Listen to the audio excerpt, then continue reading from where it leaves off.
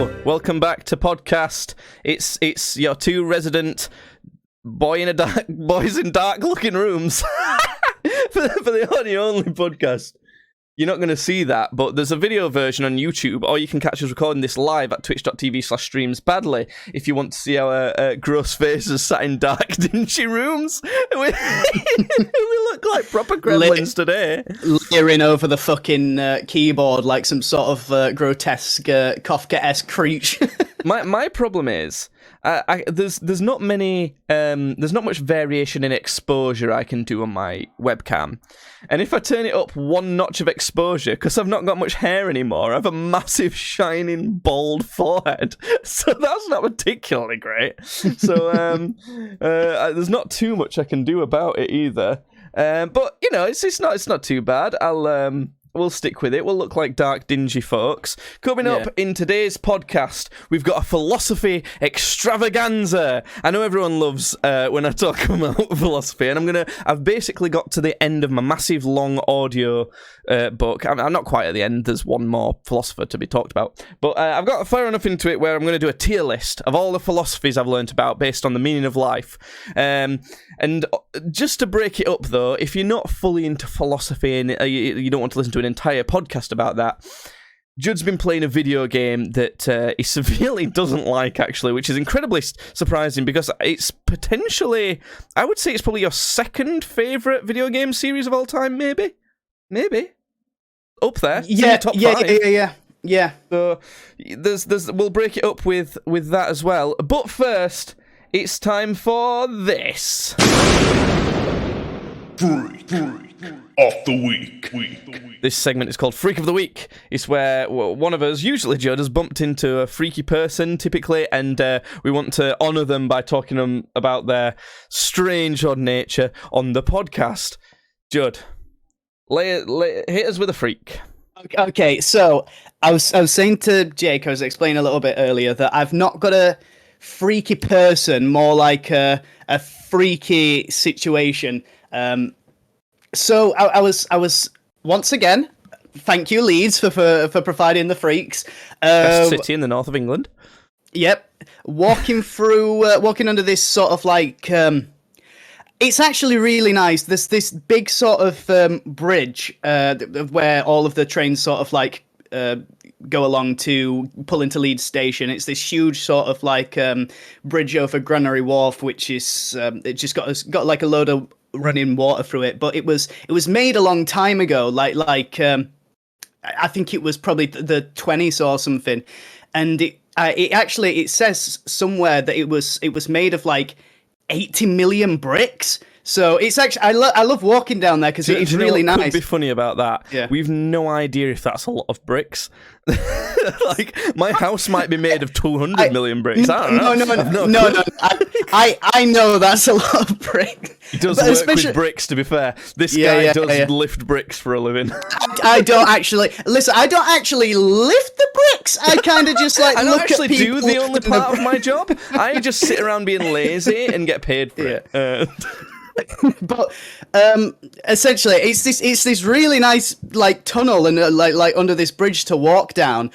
And so I was walking down it, and I smelled something.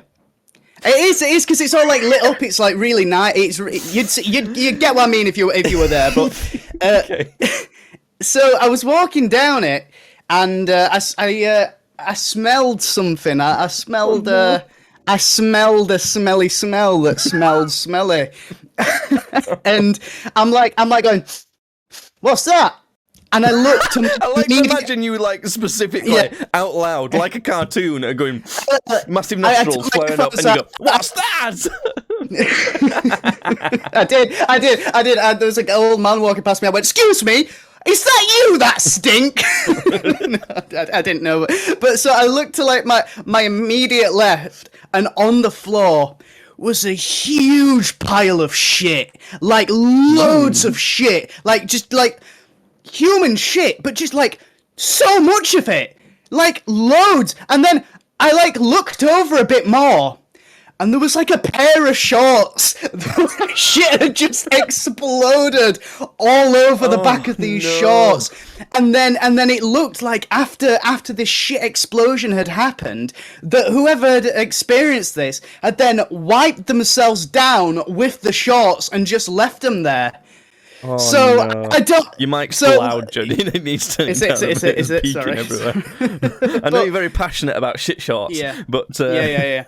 But yeah, so that's it basically. It's just I've not got an actual guy. It's just the idea that someone was walking through this fucking tunnel and just shit just exploded from them.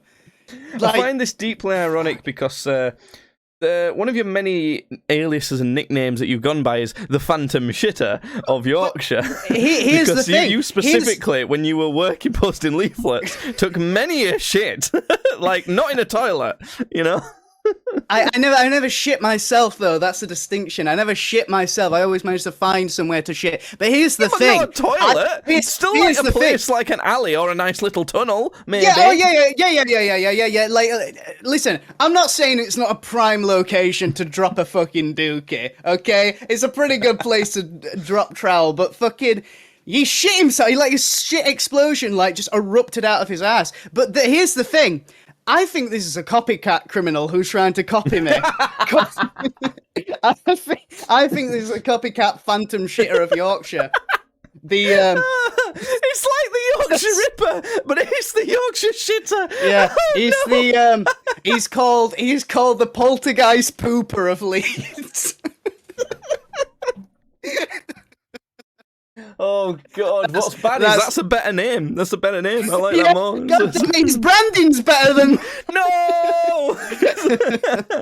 Oh God damn it! Well, I'm glad we've started off with a very classy intellectual story to segue into deep philosophical concepts based on the meaning of life. But I'm just going to bolster that slightly further before we do get into that by telling you what I'm drinking, because sad news, Judd. This might be one of the last podcasts for a long while that I consume alcohol while recording. Oh, I was just hoping you were going to say this is going to be one of the last podcasts for a long while. No, but because I've got no fucking money is why. That's the only reason. Okay. I've got to buy a house. It's moving along. It's going further than it ever has. And very soon, potentially, I'm going to have literally dropped about £20,000 in my net worth. Well, not in net worth, because that means I own part of a house. But, literally spending about 20 grand soon.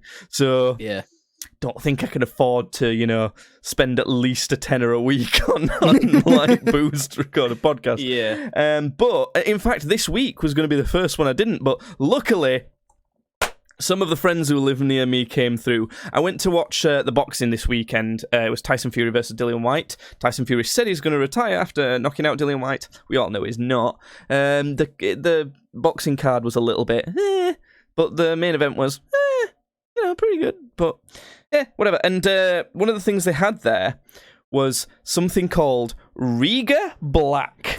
Now, I'll show this on the video version. 1 sec, it's in my fridge. It's backwards on the video version, but it comes in a black bottle. Fuck you, Sidemen. You weren't the first people to do this. It's essentially like vodka mixed with blackcurrant and some other little ingredients, basically. But it's from Latvia. And I've had this before, because I've been to Latvia before, and it's like everywhere, this stuff. And it's we tried it there. It's pretty decent. But it does kind of taste like cough syrup. So we tried it at at the weekend when we were watching the boxing, and now we're like, oh, it's pretty decent. I kind of like it. And the two people I were watching it with were like, that is fucking gross. Please take that with you. We don't want it anywhere near us. I was like, oh, okay, fine. And also they gave me a free beer mug for some reason. I don't know what was going on. It felt like it was my birthday for some reason. But I was like, okay, I'll take a free cool beer mug and a fucking bottle of this Riga Black shit. So I'm drinking. Normally I would drink, beer, maybe some rum, some stuff I typically like. But this time I'm drinking blackcurrant flavoured vodka gin hybrid mixed with lemonade. And I don't know, taste like weird dilute juice, but I'm going with it. I don't even know if it's going to get me drunk. It's only 30%. It's not a massive bottle. We'll see. We'll see. But that's that anyway. I've prepared. Judd. Go on. what I want to do with this is how I want to format this philosophy tier list, okay? I'm going to give you a very... You know how when you're telling me about Warhammer characters and that, you give me the most basic, almost wrong description of them because it's so basic. Yeah. And I, like, very nonchalantly decide whether I like them or not. Yeah. I kind of want to do that to you, but with philosophers. And you have to... Okay. What I want to do is give you the most basic description of their philosophy on the meaning of life, a brief description of them, and then you tell me what you think, but then you have to guess where I've put them on the tier list. There's S tier, A tier, B tier, C tier, D tier, and F tier. Yeah? Does that all make sense? Have we got it? Are we good to go? Yes. Okay, Go ahead. we're going to start with... Now, apologies for pronunciation on some of these things. The Bhagavad-Gita. The Bhagavad-Gita is... Bhagavad-Gita. I've told you about a lot of these before and told you what I think of them, so it's a bit of a memory test. I do recognize Guru Bhagavad-Gita though. I like before you told me stuff about him. Like I heard, I don't know what it. Oh no, what? Folks, listeners, he's not heard me right, has he? He's what did actually you just say? being a bit racist, actually, right now. I said the Bhagavad-Gita. Oh, I thought Guru you said Gita. you cut up a bit, and I said Gita, and I was like, oh, because there is like a guru who goes by a name like that. Yeah, so that's why I thought okay. Oh, there is. Yeah. Oh wait. I thought. Oh, it's a Hindu scripture. Oh, okay. That's what. Okay. So basically, I don't know what that means, but anyway, the Bhagavad-Gita. Okay. A section on the meaning of life with this is told as a story. It's where the big bad god, the baddest god of Hinduism, kind of is advising this king on what to do about two of his sons warring for who will be next in line for the throne, and he gives him some life lessons on the meaning of life to use in that. And it basically says some stuff like, look, certain people have their place and they deserve to be in certain areas, and well, not deserve to be. They are who they are, essentially, and they should make sure they focus on that and use that as part of their meaning, and that meaning feeds into something greater out in the cosmos. That, like, basically it means, like me, I am the fancy lad. But, you know, if we're not using it religiously, that's where it feeds to. What we're thinking of that? I don't know. It kind of just. Once again, I apologise for how basic these descriptions are. You could literally write a book on this book. Many people have written many books on just this passage. So he's saying that essentially, what, that you need to do something to. He says things like you have to recognise where you belong and what your place is, and make sure you feed into that and don't get distracted by other things.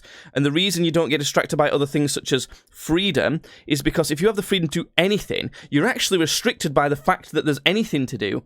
If you take discipline and make sure you discipline yourself into the things that you should be doing, that's when you have actual freedom, because you're able to do the right things and feed freely into what's most important, which feeds up into the most cosmos meaning of life thing. It's a lot more complicated than that. I'm trying to make it in 3 sentences. I could talk to you for like 3 hours to explain it at least okay, but you know. So this guy, this philosopher, is essentially no, Judd, this god. The big god. Think of them as Hindu's Zeus, basically. Yeah, okay. So this god is the god of the Sigma male grind set, is what you're saying. Is that you gotta get that. You gotta get Except that Sigma grind. males think that they're all the best, whereas in this it's kind of like you might not be a king or something. You know, your place might be to lay bricks the best you can fucking lay bricks. So you go and fucking lay some bricks and be disciplined. Learn your best ways to do that and do it as best as you can, and that'll feed into a greater sense in the cosmos. It don't quite tell you what that is, and it's kind of been disappointing listening through the rest of this audiobook about because there's not really any answers anywhere else as to what that greater meaning is, because that would be the meaning of life. It's just saying that feeds into the meaning of life. It's saying that this dedication and thirst for knowledge and the right thing to be doing is positive, and also putting yourself and dedicating yourself to doing that right thing to be doing once you've found it out is also positive as well. That's the right kind of track.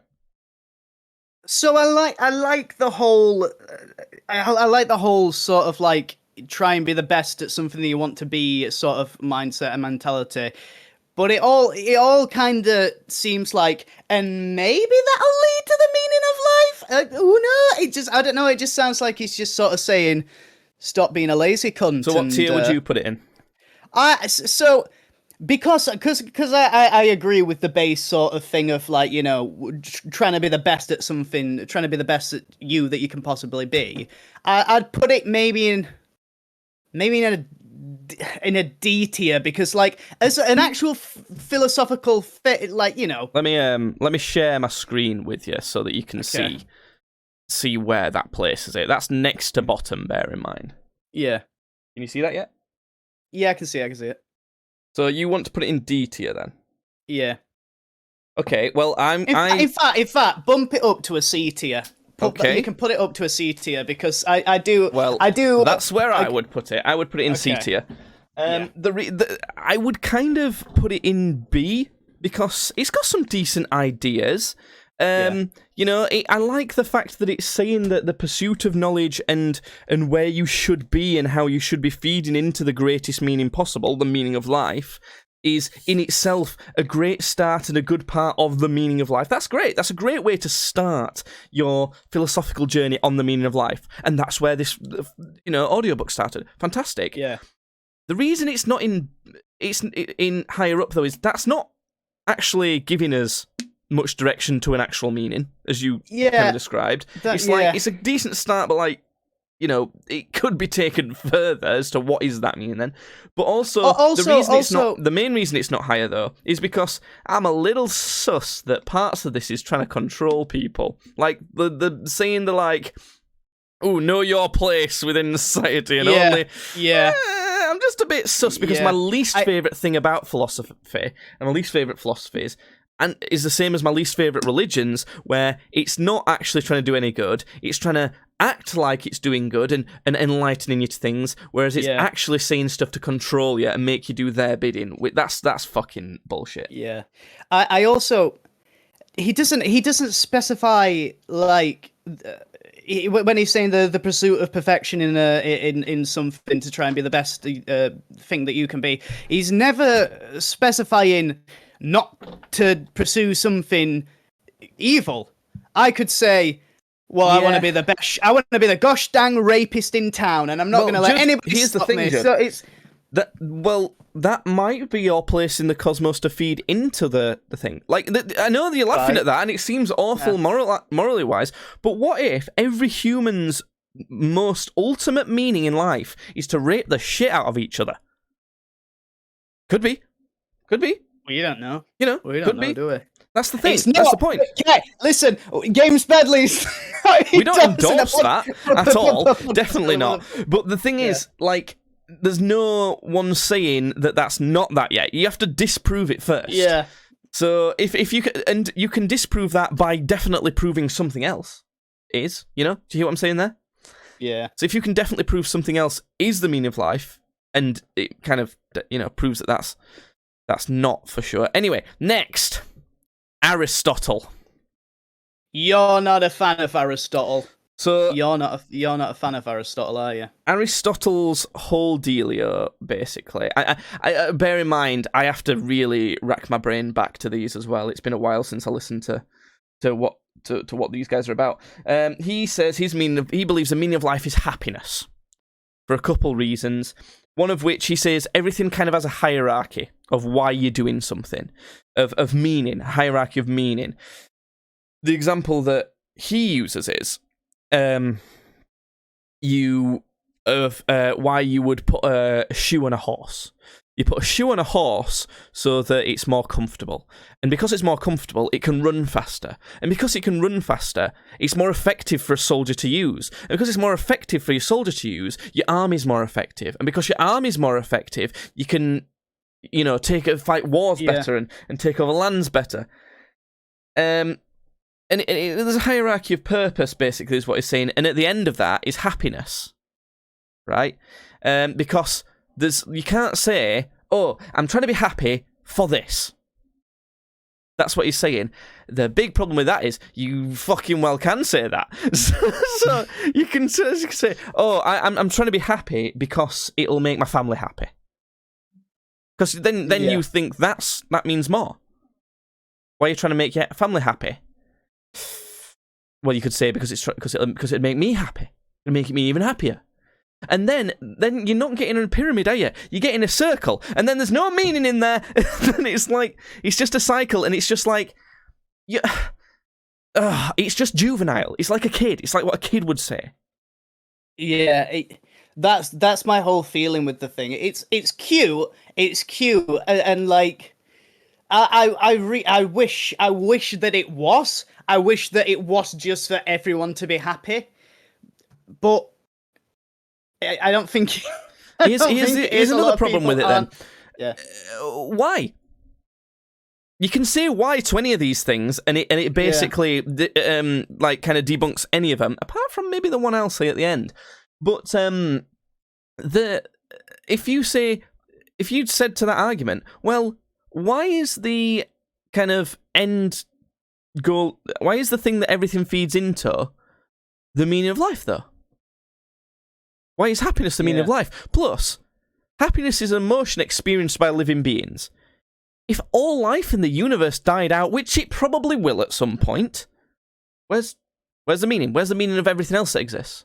You know? Well, I suppose the meaning of life would die out regardless if all life in the universe died out. I mean, I think it's the purpose of existence is what we're actually talking about here, really. But it's just not great. Just not great. Hence why it's going in D tier. Aristotle, happiness. You're a child. Going in D tier though. It's like, I mean, I'd like it to be that. I think it's D is where I'd put it, to be honest. And another problem with it is that not everyone can be happy. If one person's happy, it's likely another person isn't as a result of it. Yeah. So that suggests that happiness might be the meaning of life to some people. So which people deserve to be to have that meaning? Which people should have that meaning? It don't work. It don't make sense. There's a lot of elements of it that don't make sense. But it's slightly worse than the Gita in that there's a lot of stuff. It's not really got a positive aspect. It's not really got any elements of it that could be the meaning of life, or at least feed into it. But it's not like at least he's trying. You know, he's trying. He's not trying to like take advantage of people. He's just saying, I think everyone should try and be happy. I think that'd make more sense. But he doesn't. He's wrong. But he's not trying to manipulate anyone by doing that. He wants them to be happy. So yeah, it's there's no malice in it, is it? It's just him saying, everybody's supposed to be happy, and it's cute, but it is childish, really. He's mostly chatting shit. Let's be honest. Yeah. Right, so next is the Book of Job. So the Book of Job is basically another story-based one. It's from the Bible. It's Job. He's a fairly well-off fella in Bible times. Very kind, I know this one. Very devout. You know, a very good Christian in the typical sense. And Devil says to God, yeah, but he's only like that because he's got all like these positive advantages. So he essentially slowly take away all these advantages. His wife leaves him, his children die, he gets horrible disease, all this shit. And then he does start questioning God, and they end up having a row at some point, basically, where God's like, look, you can't fucking know me. I'm just smarter than you. Yeah. And I just think, fuck off, God. Yeah. Nice. Fucking F for fuck off, God. I might clip that. As a clip, and I think, fuck off, God. I do think F for fuck off, God, because it's nothing into it. It's like, well, the meaning of life is that I'm smart and you're dumb, and Nina, shut up, you fucking tiny humans. It's just, and it's based off religion as well. The grossest thing ever. The grossest thing ever. I would. Now I'm going to reveal. I did put this in D. Okay.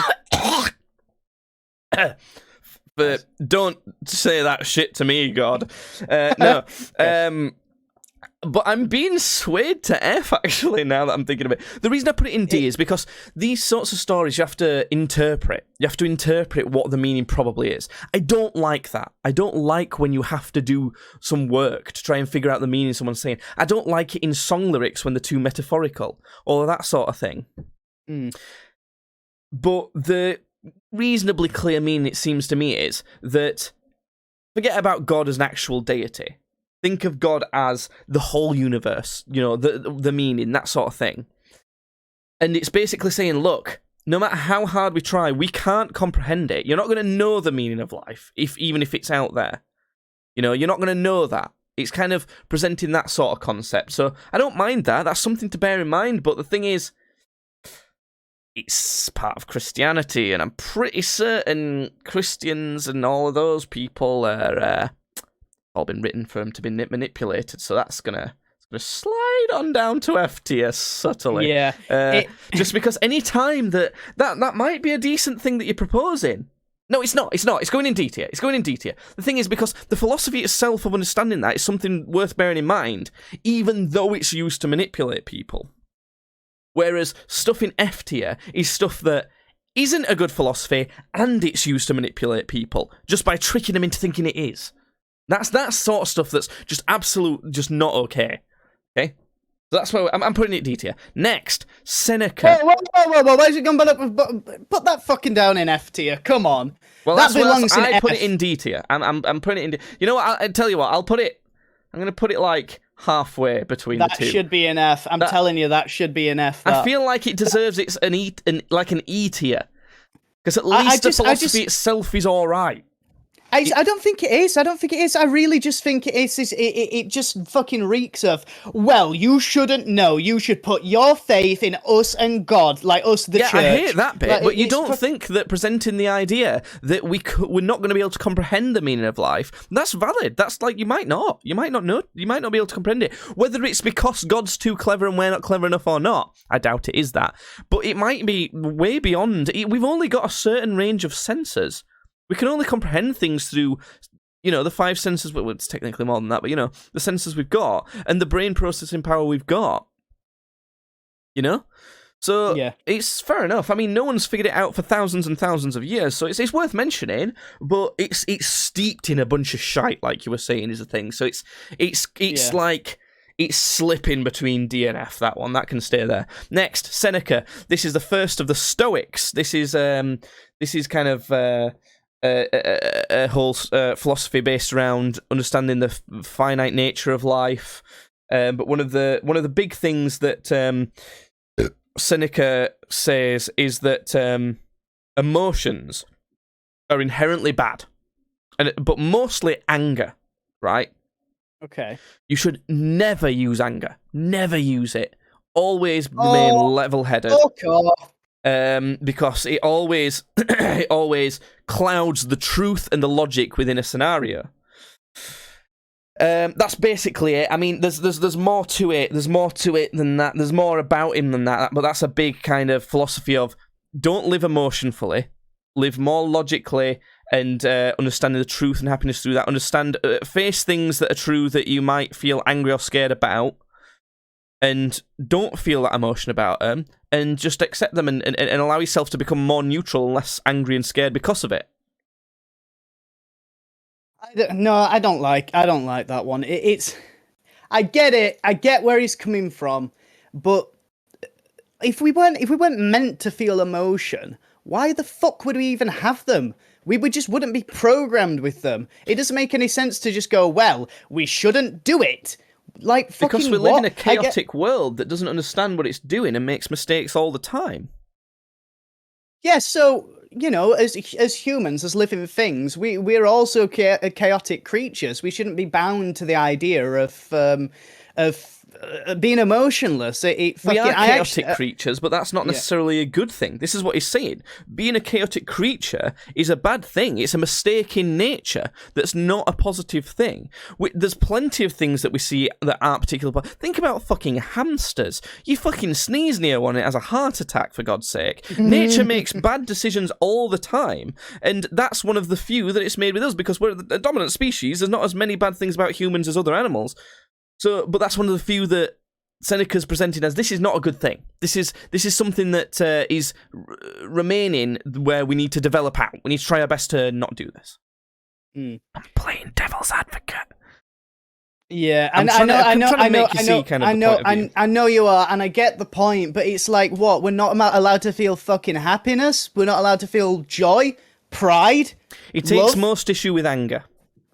I don't. Yeah, but I know he takes most issue with anger. But he said we shouldn't feel any emotion, or we should try to negate as much emotion as possible, so we can only see the world from a cold, logical view. Which I know you're getting a hard on at that, but I don't like. I there is absolutely a place for logic in the universe, but. It's no, the idea of denying human nature is abhorrent to me. Where we slapping him? D still, because I get it, and you know I think there's a lot of people in the world that need to use the brain a bit more. So Judd says D. Well, I mean, the correct answer is B. I'm putting him in B tier. Here's why. And I know what you're thinking. You're thinking this autistic fucker. He loves his logic. It's not that. Yeah. I agree with what you're saying on that bit of philosophy. His idea that anger is just useless and a lot of emotions are useless. That's not true. There's a lot of decent scenarios where emotions are useful. We have been alive for thousands of years. Natural selection would have, they'd have worked out a lot of these things if it were that unuseless. And I would say we're more emotional now than we used to be. We're more emotional than most animals are. That's because it is useful. It is useful to be emotional. Now, I think we're too emotional now. I definitely think that's true. I think that he's kind of on a spectrum of right. He's taking it too far. I think we could do with being a lot less emotional beings than we are currently. But I think overall that idea is not great. Anger does serve its purpose in scenarios. Lots of emotions serve their purpose. But this is only serving the purpose to human nature. This still ignores the fact that, what's the meaning of life then? It's like, maybe anger is the meaning of life. Maybe the whole point is to be as angry as you possibly can. We don't know that. There's no evidence there. So that's my main issue with it. Whereas the thing that's not mentioned kind of in this is still one of the Stoics that kind of is part of like confronting the death element of life and the finitude of that to understand the life element of life. So to inherently understand life, you have to understand death and its finitude. Now, that's where our next philosopher comes in, Epictetus. This guy gets an A just for his fucking name. His name's fucking epic, dude. Anybody has the fucking balls to have epic in them as part of their legal God-given name, fucking sick, whatever. I'm going to listen to anything you say. Well, Epictetus, he says that his main thing is about looking at the facts that we don't know what the meaning of life is. So inherently, we don't know that dying is bad either. Because we don't know that maybe the meaning of life is to die, in which case it's a positive thing. We've done it. Great. Yeah. Meaning of life achieved. Now, you could argue things point towards that as well. What you can argue is, we don't know, so it doesn't matter. He can make death. This philosophy brings death from being a horrible thing that feels bad to, if you think about it, just a neutral thing. It's like, it's a 50-50. It's like, there's an infinite amount of possibilities that it could be good. There's an infinite amount of possibilities it could be bad. It's 50-50 toss-up either way. But what he does say is, the only true thing we do know about that is that we definitely do die. Now, I'm trying not to influence your opinion, actually, when I say these. So you definitely do die. So he's saying that because that's such a definite, that's where the meaning of life must lie. In something that's so definite, so unchanging, that it can't disappear. Because it's constant. It's constant. It's all there. If what has the meaning of life disappears, then how is anything else going to have a meaning? See what I'm saying? So it has to still be there. It has to be eternal. It has to be undying. Which is almost unprovable. Like, how could you prove otherwise? So there's that for a start. And he's saying that death is the thing that happens. Now, kind of taken a little bit further in saying that it's not necessarily death, it's change. So things change, don't they? As in, when you're dying, what that means is you are changing into other things. You're, decomposing and things like that. Now, you wouldn't have quite known that. I'm slightly applying a bit of science to that, but he's saying that like death is kind of inevitable and constant and kind of part of the meaning of life. What do you think of that? I don't know. I feel like this one is very sort of... I'd like to put it in the middle as most as possible. Like, maybe between C and B. Okay. Or just C. Like, because... I don't know, it kind of feels like, the meaning of life was the friends that we made along the way. It's like, it's no real... No, what he's saying is, the meaning of life is the most enduring... Well, I'm going to start using the purpose of existence instead. It's a better phrase. The purpose of existence would be whatever is the most enduring. Whatever has done and will exist the most. It has the most existence. It's the most significant existence. So what is the thing that does exist the most like that? And he says, well, it's things die. Things die, or more so change, because living things die, but non-living things change states. Like water evaporates into gas. It's not water's not alive. So I don't know. C, I guess. I can't see you putting anything higher than a B because you don't care about any of this shit anyway. No, I do. I don't know. It almost feels like a cop out. Well, I'll tell you what. It's not. S tier philosopher. He's he's one of the best. This is the reason why. It sends you down a path of the most promise with the philosophy of the purpose of existence. It's something that Aristotle was probably trying to do, but fucked it all up. In that whatever endures the most, whatever kind of exists the most, has to be the meaning of life, and here's why. So, if you said that the purpose of existence is happiness, then, well, that's inherent to things that can feel happiness. Once we're done, then it's gone. Like I said earlier. So, whatever cannot be destroyed, something that cannot stop, something you can't stop, it's always enduring. It has to be within that. It has to be.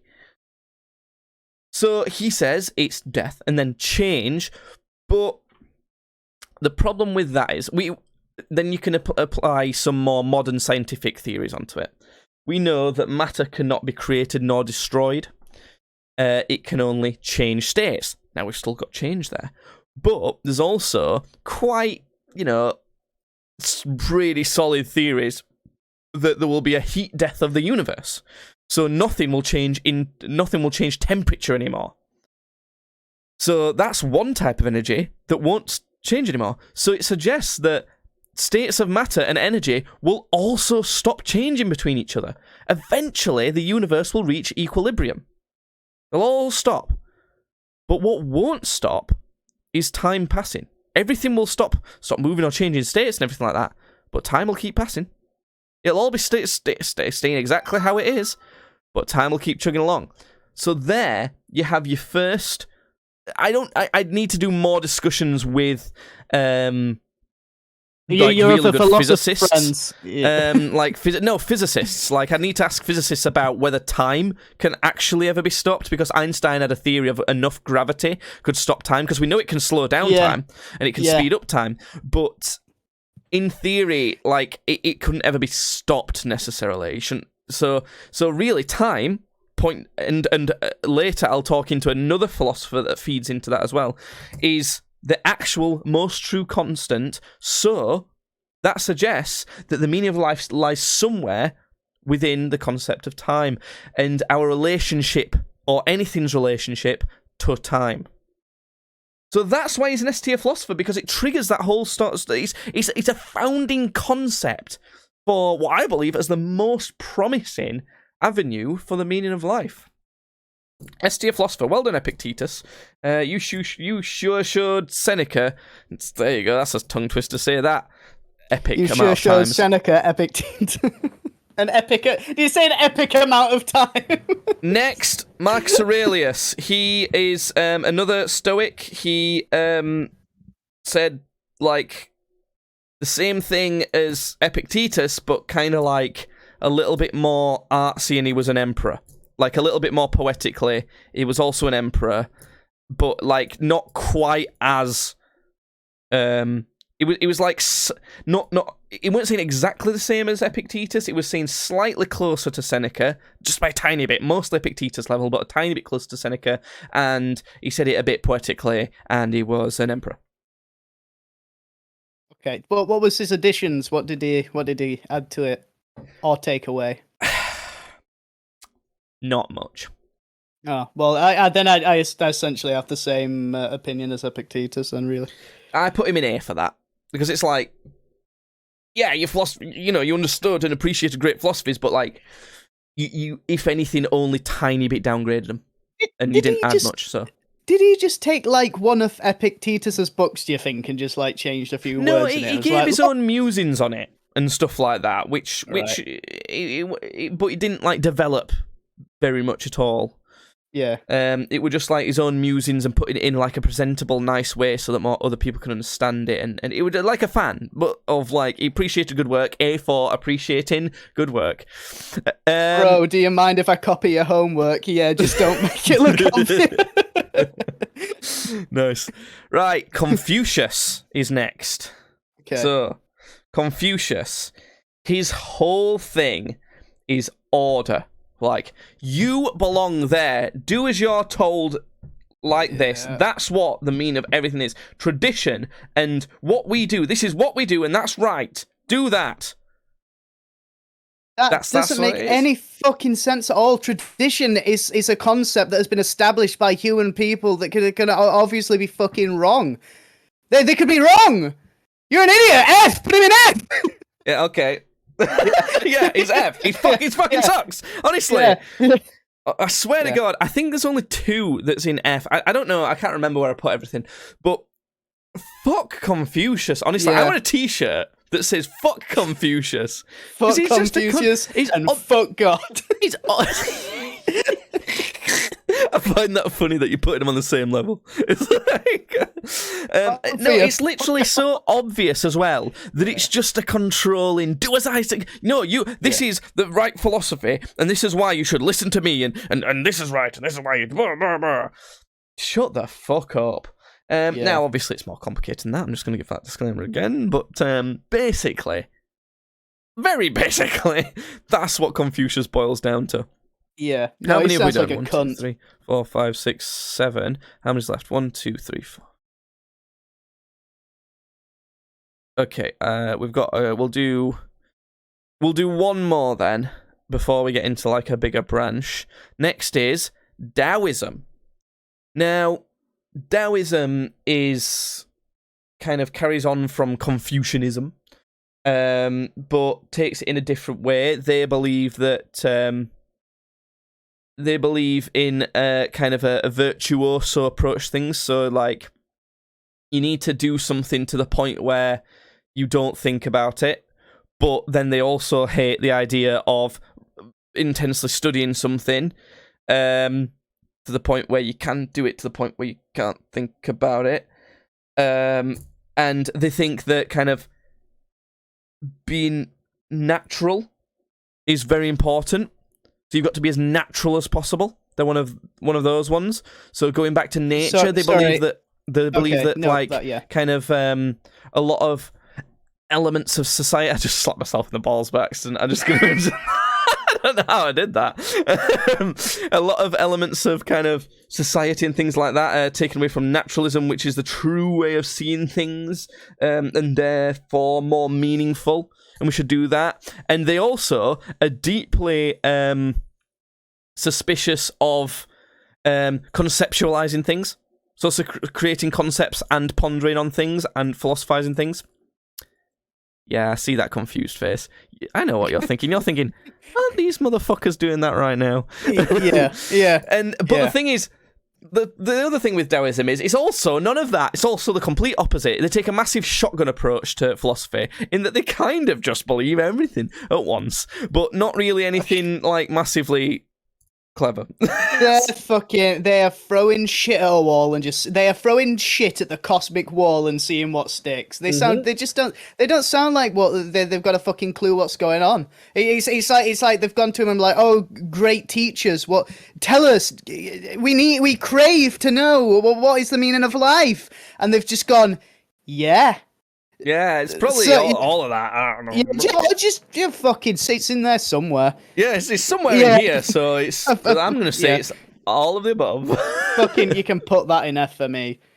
I put it in D because at least it doesn't seem like it's trying to, manipulate people. Yeah, I suppose. Yeah. There's nothing malicious about it. They're not like, this, you have to believe this, you have to. They're just like, it's fucking, whatever. Yeah, there's a bunch of shit slapped at the wall, and obviously out of that, some things are maybe okay. Like, the only thing that I can think within that Taoism presents is there's a metaphor of a cup is only useful because of the part of it that doesn't exist, because of the empty bit in the middle.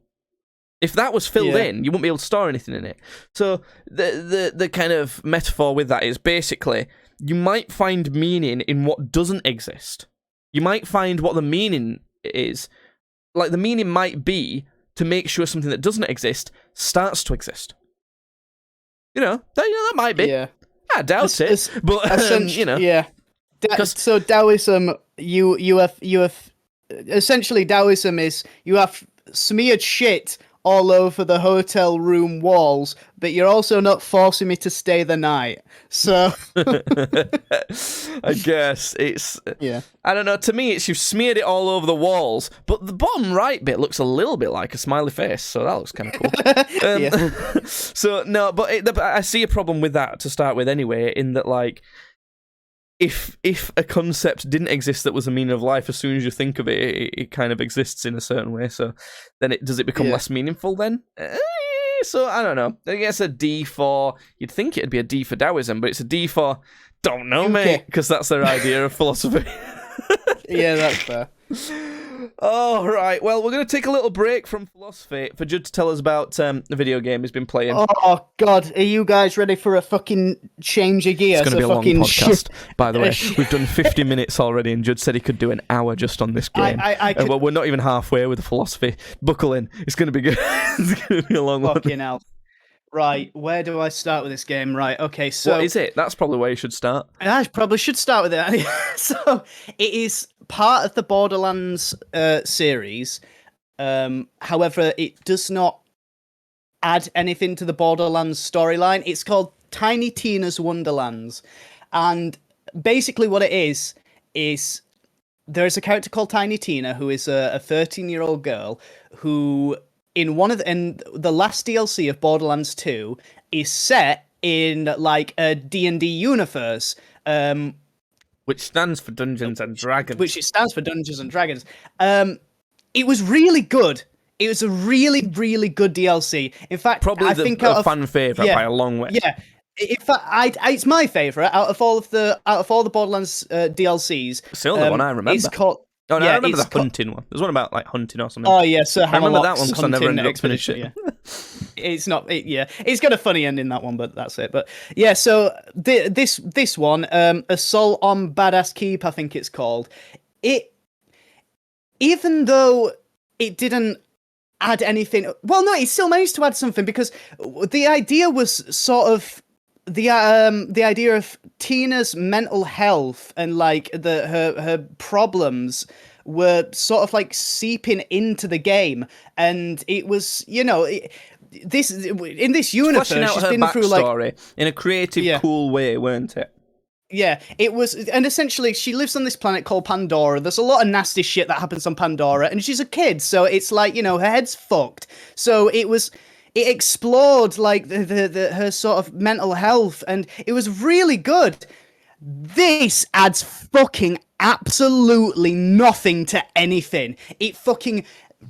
Right, so you're not even you're playing most of the game in like this fantasy made up world that Tina has made up, but you know that that's not actually what you're playing as, because the game starts off and you're on this ship with Tina and like two other characters whose name I can't even remember because they were so fucking wooden. And you're playing Bunkers and Badasses, which is like their version of D&D. So I'm not playing as a heroic adventurer in this make-believe fantasy world. I'm playing as a fat, sweaty nerd who's playing Dungeons and Dragons with a 13-year-old. That's not a good look. I don't want to fuck it. I don't want to play as that. But anyway, so gameplay-wise, it's the same as Borderlands 3. It's literally the same as Borderlands 3. The only difference is there's a thing called multi-class, which is like a thing that also happens in Dungeons and Dragons, where you can like put points into one class and then put it in another, so that, you know, you have like a bit of something from two different classes, so it's a bit more versatile. That's the only change. Essentially, if you want to play something like this, just play Borderlands 3. The story, fucking hell, the story is so bad. So you fucking are in this fantasy world where, by the way, there is nothing bad happens in this fantasy world. There is one major character death in it, and she gets brought back to life, so that doesn't matter. There's no... I know that there's not, like, any... Oh, fucking hell, what's the word?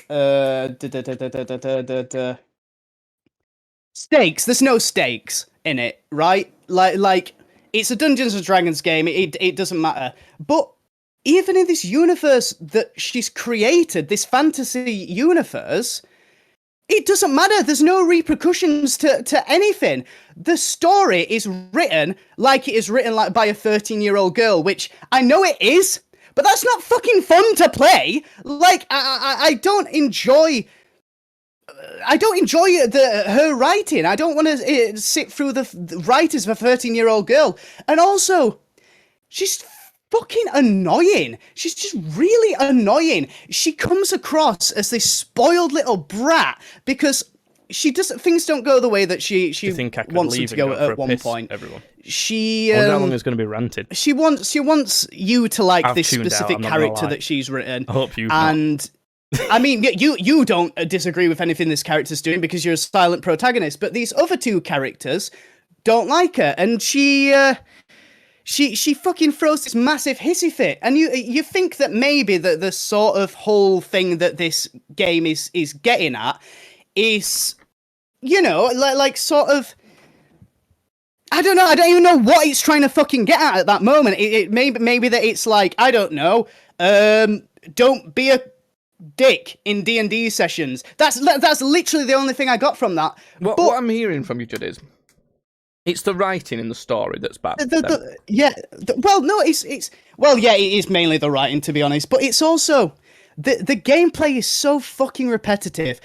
Is it the same sort of gameplay as Borderlands? Normal Borderlands? It is. Does it have different characters, or is it still the same ones from Borderlands 3? Right, okay, this is another thing that I wanted to get onto. There is one...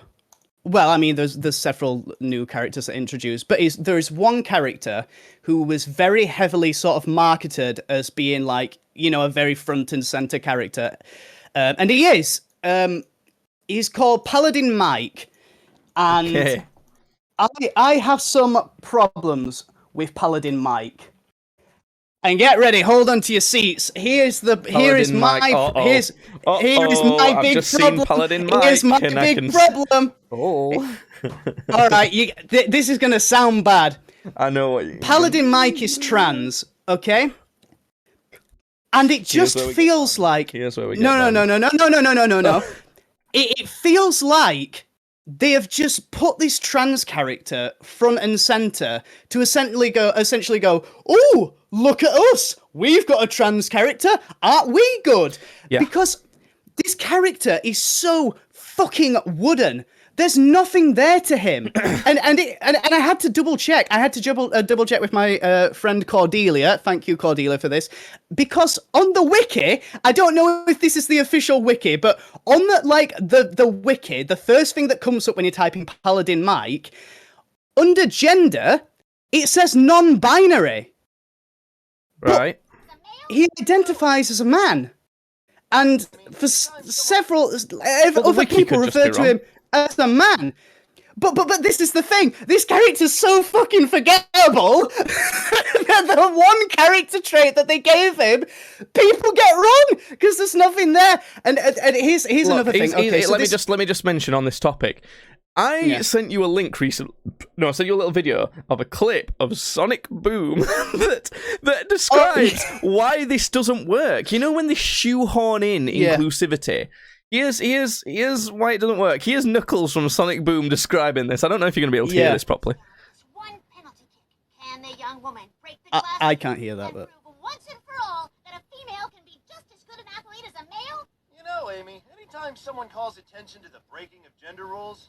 I'm just going to say it because I don't think it's... Okay, fair enough. So basically, what they say is like, let's, can this character break the glass ceiling and do something and prove that these people can do something exceptional. And then Knuckles goes, Amy, by describing these things and making them seem exceptional, it's making them seem like it's a one-off circumstance that these people in general can't actually achieve these sorts of things. And it's like... Oh fuck! Yeah, it's just because she's like playing football with like the rest of the Sonic crew or whatever the fucking call, and she's like, oh, I'm gonna do it so I can prove women can do it. And Knuckles is like, well, by stating the fact that you actually have to prove it, you're actually taking it away from the norm and you're making it an exception. So you're actually hurting females more than you're helping them, and. I mean, it's great because it's coming from Knuckles, so it's funny, but he's also right. Yeah, that's why whenever something's shoehorned into a show or a movie or a game or anything, it's not that the outrage is, you've crammed in more characters that us straight white males don't like. It's more that, like, it doesn't help causes that need it. If that cause actually needs it, that's not a good way of helping it. I want to show you something real quick, though. So...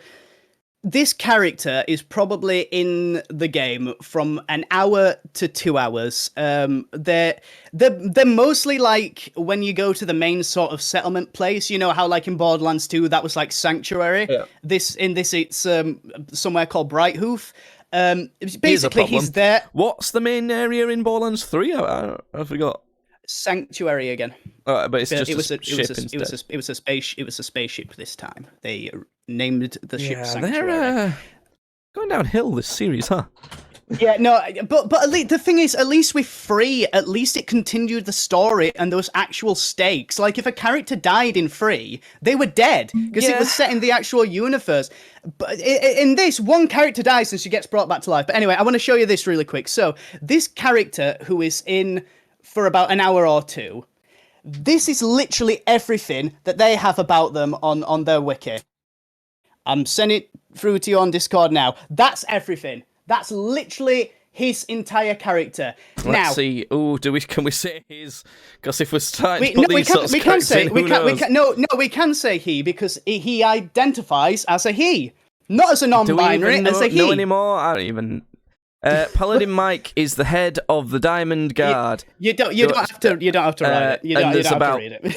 6 more lines. Yeah, okay. All right. So essentially it's basically just saying Paladin Mike works for this person and they live in this place. That's all there is for this character that's in the game for about 2 hours. Here is a character on the wiki. Here's their wiki page. They are a side character, not a main character, because Paladin Mike is a main character. This is a side character, NPC, who has a couple quests in both Borderlands 1 and Borderlands 2, but probably has about 2 minutes of actual, like, screen time in the games. All right, this is how much shit he's got on the wiki compared to Paladin Mike, okay?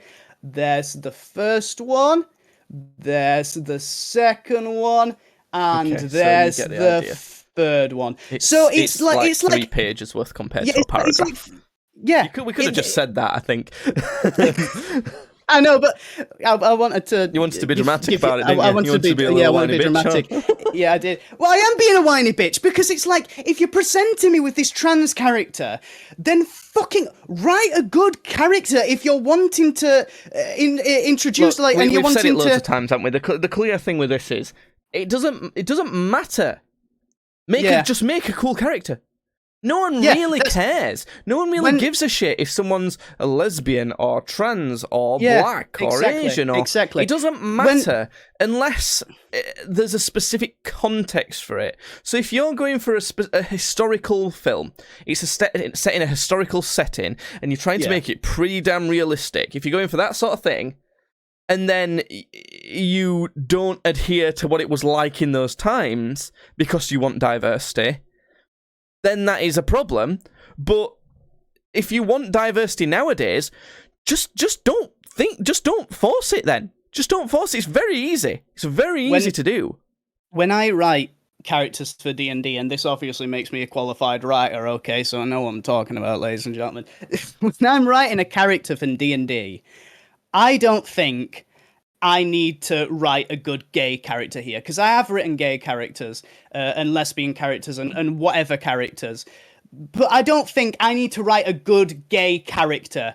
I think I need to write a good character and they happen to be gay. Like, it's nothing really to do with it. It's normally better to let them be whatever sexuality or whatever gender they are, based on whatever happens to happen. Yeah, if it's that they're spending time with another male and then, that might be cool if they actually liked each other. What I would do is have a baseline, and this is what I think society should be like anyway, to be honest, have a baseline of assuming that everyone would be happy to fuck everyone. You know, no matter what their gender or what everything is.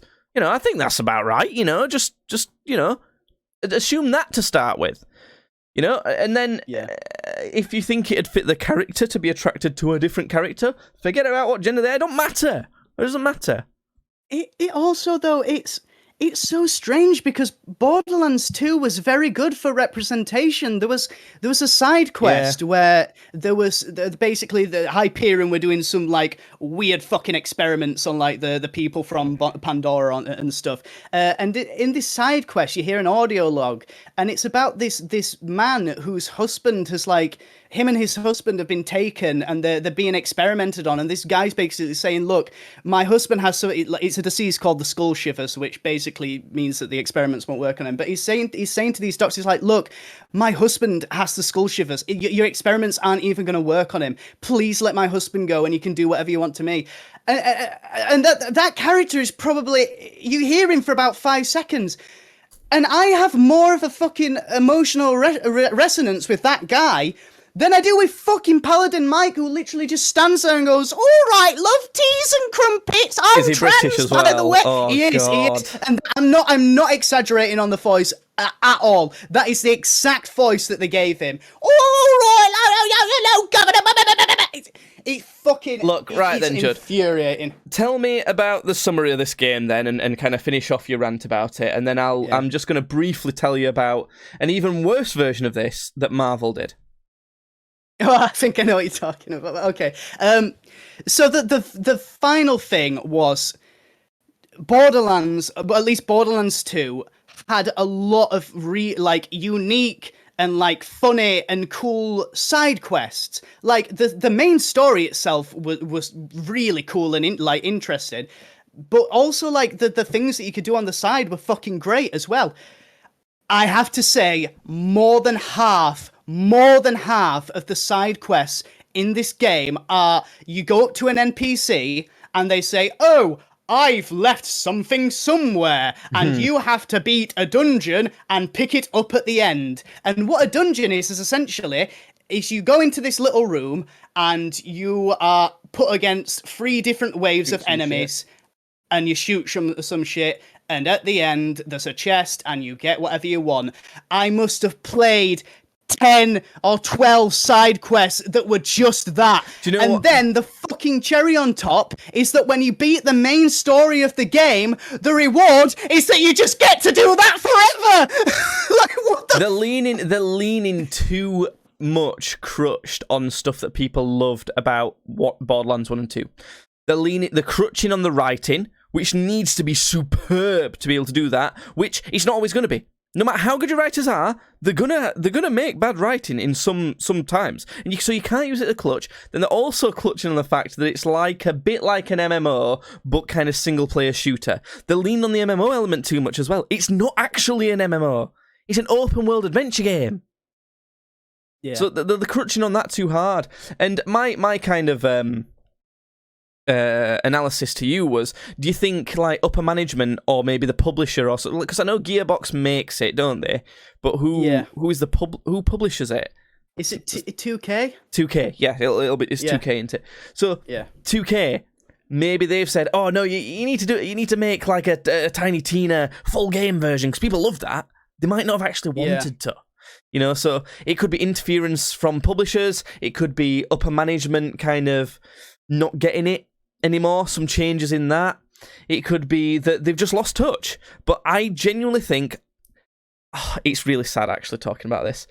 Do you remember, I bet when we started this podcast, we were probably talking about the same sort of thing, saying every series of anything, any media, is going downhill, and there's not many, like, kind of shining lights that are still good, and Borderlands was one of them, and Borderlands 3 was one of the things we were looking forward to still. And I remember saying to you, is there actually anything that we're looking forward to in a series that you actually like? Star Wars had already dropped off, and now we're seeing the death of another. Yeah, it really is. But look, I'm going to be honest, I actually didn't mind Borderlands 3 too much. I thought it was alright. It obviously wasn't as good as 2. The Calypso twins were never going to be as great as a villain as Handsome Jack, but who the fuck is ever going to be as great as a villain? That they were even the villains. Yeah, well, yeah, they're not very, very memorable. This is the thing, right? Look, I know what you're saying about Borderlands 3. I enjoyed it while I played it. And it's one of those where it's like, I loved it and I'll never play it again. Same with Red Dead Redemption 2, that's another one like that. But the thing is, I've tried to play Borderlands 3 twice since I completed it for the first time. And I just can't do it, really. I just get a bit bored. I never felt like the need to want to play Borderlands 3 again, but at least the first time I went through it, I had a decent time with it. But this is what I'm saying. Borderlands 1 was like, oh, this game's really cool. I like this a lot. It's original, it's new. Borderlands 2, wow, masterpiece. They've enhanced it. They've just knew what was good about the first one and made it even better, even bigger. It's just fantastic. Borderlands pre-sequel was like, we're working on Borderlands 3, but I know, come on, we'll give you a game. We'll give you another game in the meantime, because, we like our fans. I like that. That's a lot of positive stuff. The game itself was very, mid. Very kind of mid to low. It weren't great.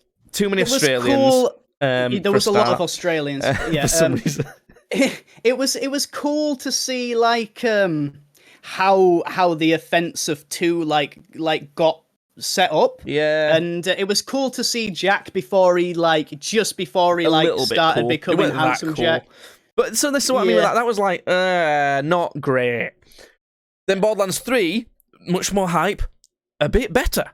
It was a bit better. This is a decent game. This is good. This is good. It's not got the magic of 2 by any means, but kind of like this. Specifically, the playable characters, nowhere near as good.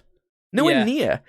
But the story was pretty decent. It was all right. And the characters within it were pretty decent. Okay, Borderlands 3 was, it was a good game. It was a solid game. And then they had the Telltale series as well, which was actually before both of those, I think. That was solid. Yeah. So you kind of, and then you got Tiny Tina's, which is apparently trash. So you can see that at this point, I'm not saying they've fallen. I'm not saying that this series is now bad.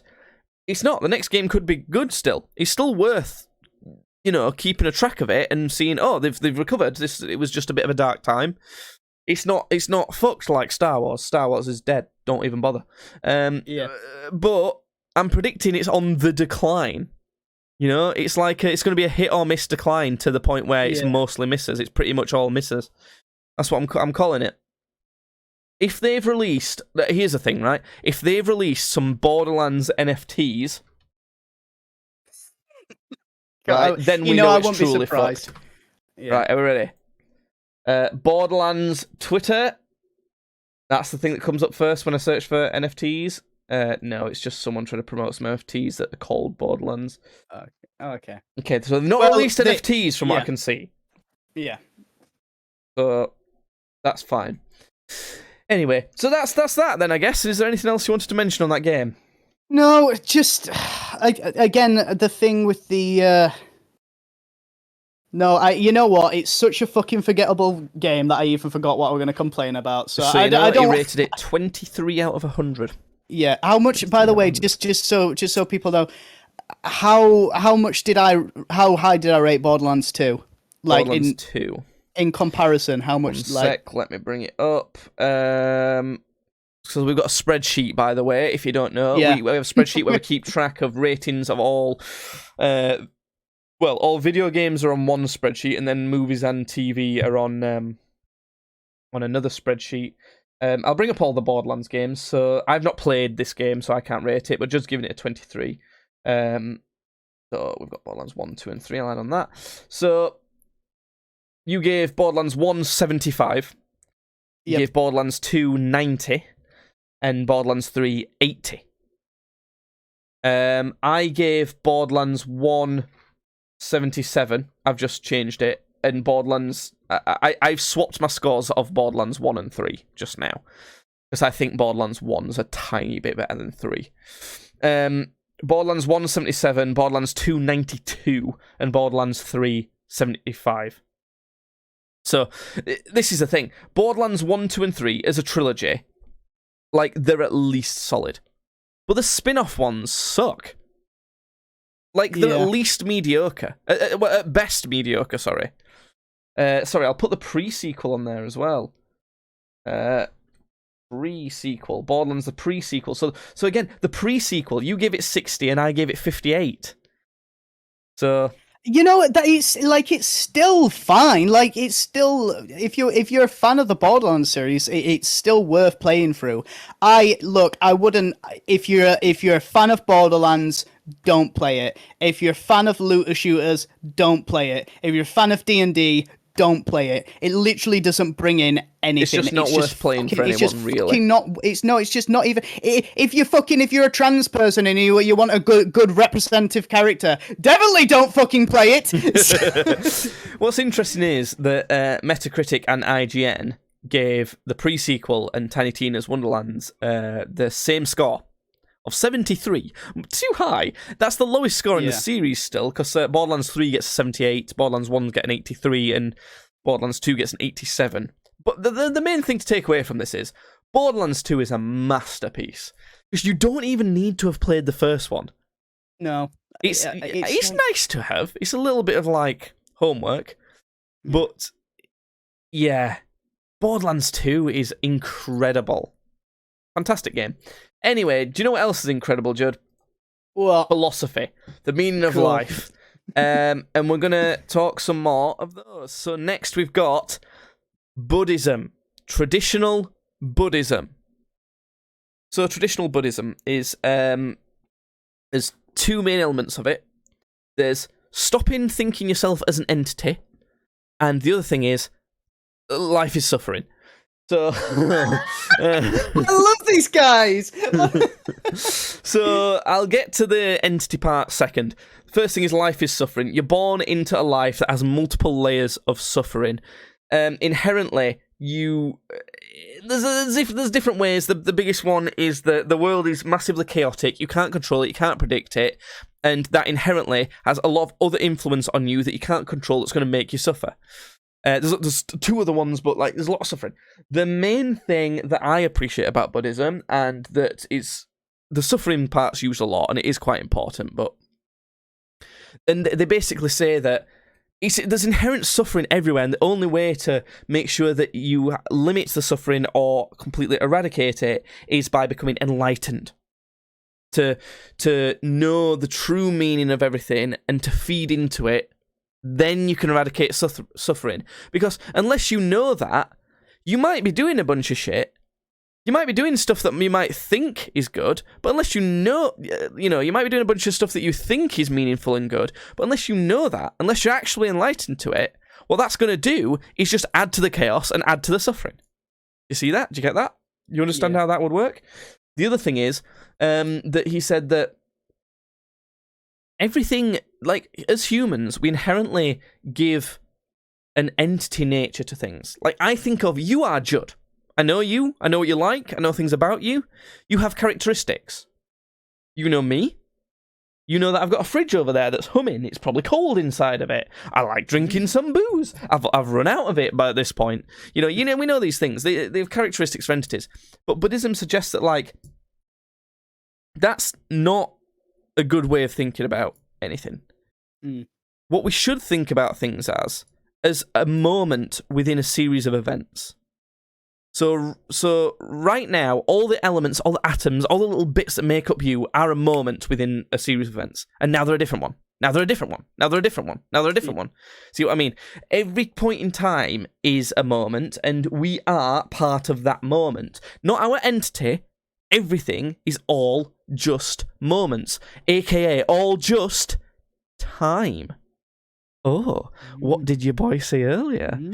Ooh, do you remember me saying that Epictetus suggests that a crucial bit would be finding out our relationship to time? Yeah. So yeah, thinking of us as a series of events, as part of atoms that have all, like, changed states and everything like that, rather than having a significant entity in itself, makes a lot more sense, I think. Yeah. It's an alright that one that I think I'd put that in B. Bear in mind, that's the best reaction you've had to any of these philosophies, and it's probably the best one you're going to have, and you still want B. I told you, you're not going to go past a B. I said this. I'll give him an A. Don't worry. You said B for Buddha. Traditional Buddhism, Judd, is S tier. It obviously is. It's fantastic. It's undisputable. Now, there's elements of it that aren't completely provable, which none of these are going to be, at least yet, but that is a lot better quality than other things where I can disprove a lot of elements of it, like that we've got further down the tier list.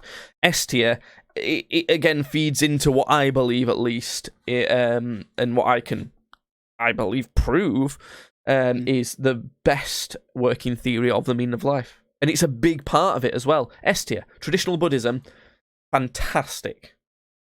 Now, next we've got Shantideva. That's the Buddhism philosophy. It's a branch of Buddhism. He is a philosopher that is a Buddhist that created a branch of Buddhism called Mahayana Buddhism. So it's Shantideva and Mahayana Buddhism. This fella was kind of like a professor at what was, back in the day, the biggest university in the world that was in India. He taught lots of Buddhist teachings. He supposedly could trace his teachers back all the way to the Buddha. The Buddha taught someone who then taught someone else, who then taught someone else who taught him, or something like that. And apparently he can, he's got a lineage he can prove, he can tell you about him. Apparently. Apparently, do you remember that meme where that kid was like, apparently I went on the roller coaster? Anyway, he's not a philosopher. So, although maybe he should be.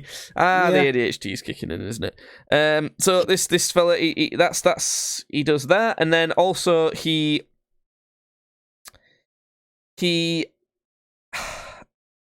I'm going to be honest with you, look, Judd. He's one of the ones that I think so shit that I've forgotten his philosophy. Because when I heard it, I was like, fuck off.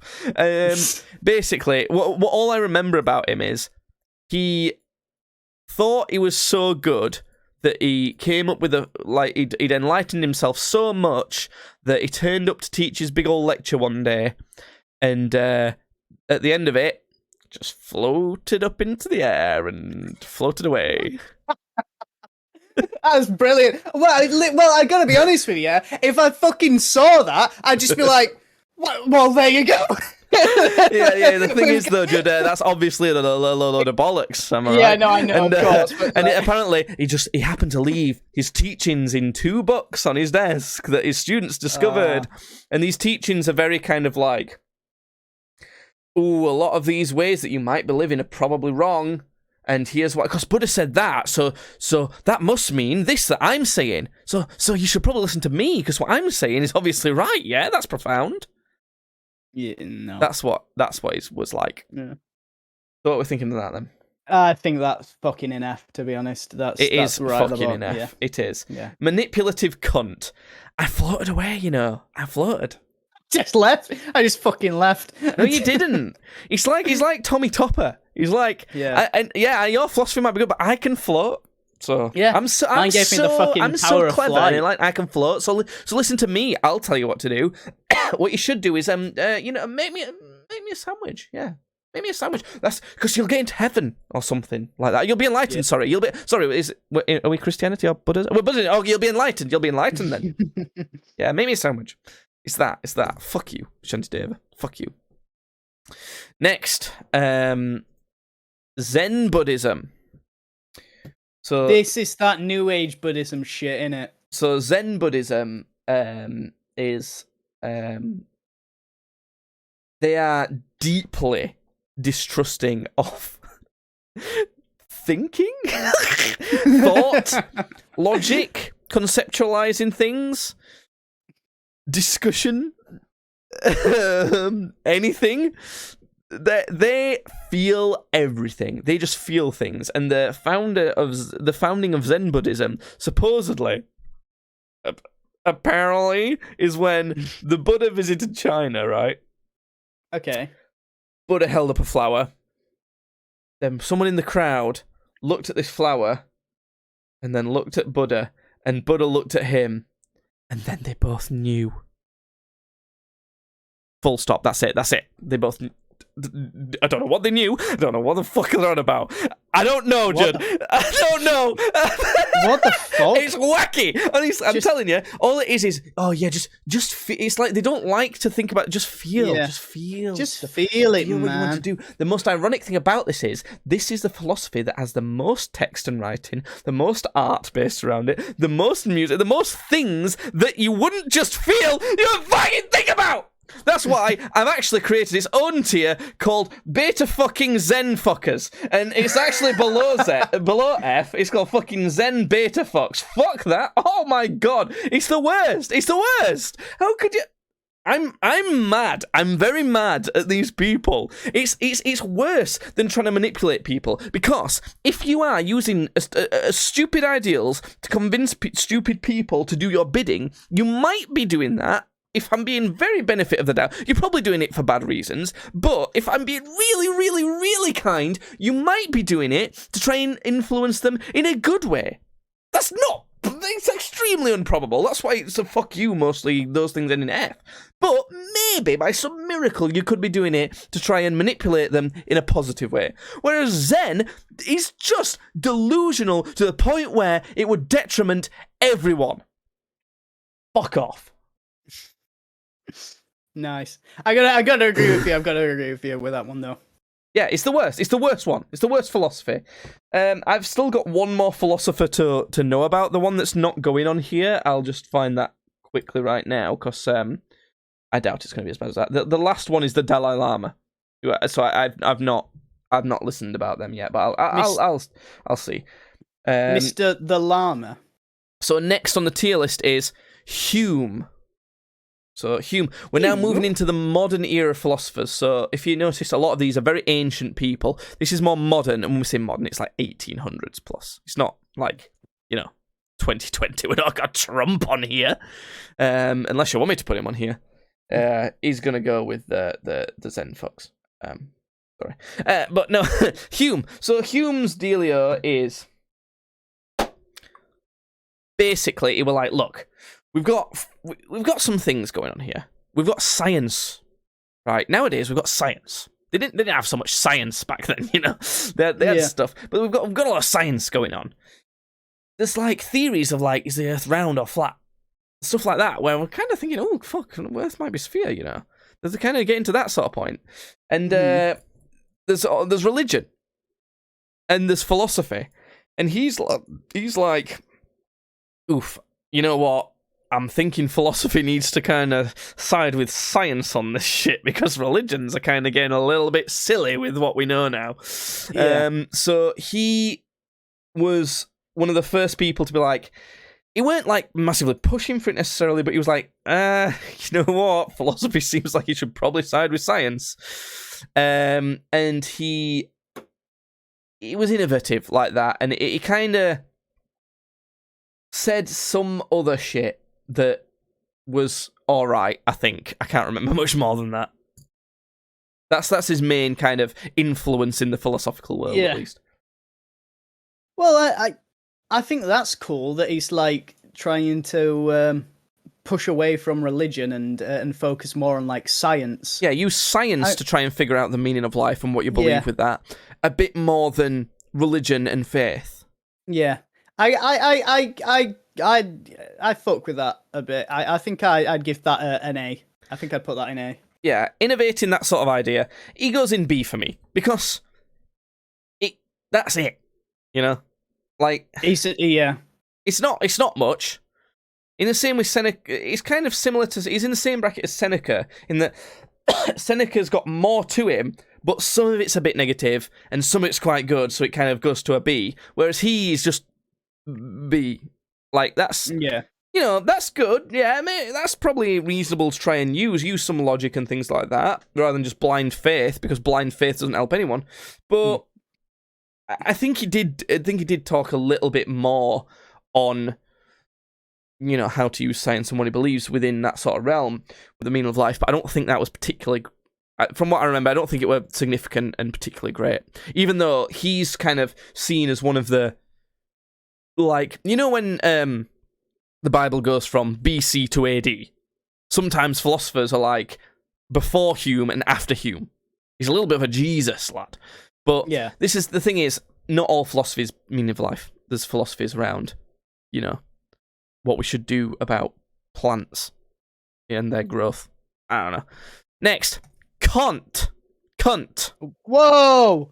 Cunt. Whoa! Next is cunt. No, it's cunt. I think he's German. I don't know. It's something like that. It's somewhere in Europe. It's Kant. He furthers from Hume. He's like, okay, yeah, science, you know, logic, that sort of thing. Faith, not great. But he basically has this idea of kind of two realms of social structure. There's kind of a public and a private sphere. Certain things should be discussed in the public sphere. Certain things should be discussed in a private sphere. And that... it's hard. It's really hard to put this in few words. By the way, I'm really doing my best. Yeah, and that there's responsibility in each. There's public responsibility and private responsibility, and he's one of the first advocates of free speech within each. And by free speech, I mean things like this, as in the public sphere. You should have complete... I might have got these the wrong way around, but it doesn't matter for you. In the public sphere, you should have complete free speech to say whatever you want and just demonstrate any ideas that you want. In the private sphere, you should as well. But an inherent part of that is you should be able to privately negotiate your freedom of speech as well. So, for example, if I... take employment with the Labour Party, okay? I'm employed by the Labour Party. Part of my employment contract might be you can never positively advocate for the Tory Party. Okay. That affects my freedom of speech. But part of my freedom of speech is to be allowed to sign away my rights to certain parts of my freedom of speech. But also part of it is you should always be able to get out of that contract. You'd always have some way of being able to regain your total freedom of speech if you've sold away part of it. See what I'm saying here? So if I'm employed by the Labour Party, but then I actually think Tories are better, I want to support them, I can go, excuse me, Mr. Labour boss man, I'm going to leave the Labour Party now. Thank you very much. And then I'm going to go join the Tory Party. And then advocate for them. So that is, he did all that. Did all that. And but kind of emphasised a responsibility to focus that most things should be publicly influenced. Like as in, it should kind of be, we live in we have to kind of all think about the greater good. We have to be a bit what's it called? Hot fuzz about it. when we think Say it, damn, we think say about it, damn you. Say we live in a society. Say it. I mean, you said it for me. I don't think Say I need to. I really like this guy. I really like this guy. I'd actually put this guy in S. I like tier? his whole deal. I actually Okay. really like his whole dealio. Now, here's the problems I have with this is. So what's the meaning of life then? Because that doesn't talk about the meaning of life at all. Like, that's presented to be about meaning of life. No, what that is a comment on what he believes is the best way to implement a government and a social structure within humans. Great. So what's the meaning of life? What's the purpose of existence? He's missing the point a bit there, you know? If we're talking specifically about if we're specifically talking about the purpose of life, it's not. He doesn't answer it. Misses the mark a bit.